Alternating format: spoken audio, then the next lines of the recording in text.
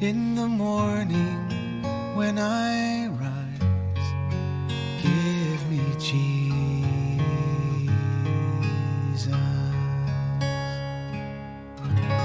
Good morning.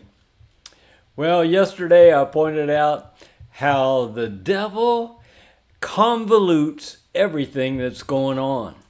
You don't get peace. You don't get simple. You don't get clear. You get troubled and confusing and dark.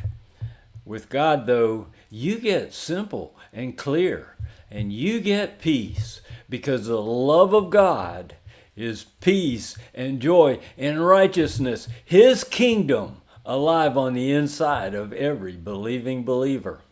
Well, yesterday we saw how the convolution of the enemy has led Jewish leaders to accuse Paul without legitimate cause, and they were going to destroy him because that's what the devil does.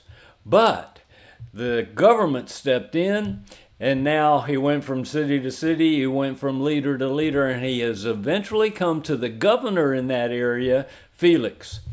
And Felix said, when your accusers get here, I'll give them the opportunity to accuse you, and then I'll give you an opportunity to defend yourself. And so that's what's going on. We're starting chapter 24 in Acts, and we're going to read the first 9 verses about how the accusers now are standing up against Paul. After 5 days, the high priest Ananias came down with some of the elders with an attorney named Tertius, and they brought charges to the governor against Paul.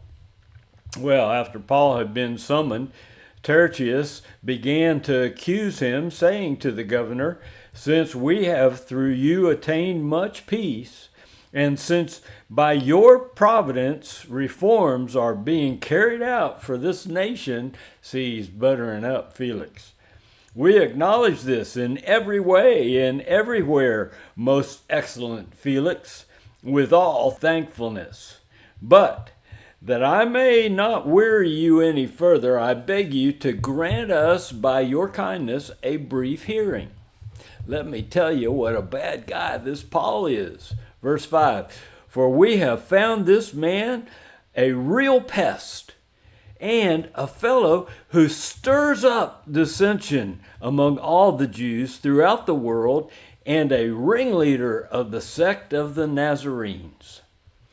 And he even tried to desecrate the temple, and then we arrested him. We wanted to judge him according to our own laws, but Lysias, the commander, came along and with much violence took him out of our hands. The violence was caused by the Jewish leaders. All right, they're lying. They were lying about Paul. Now they're lying about the Roman government. He was ordering his accusers to come before you.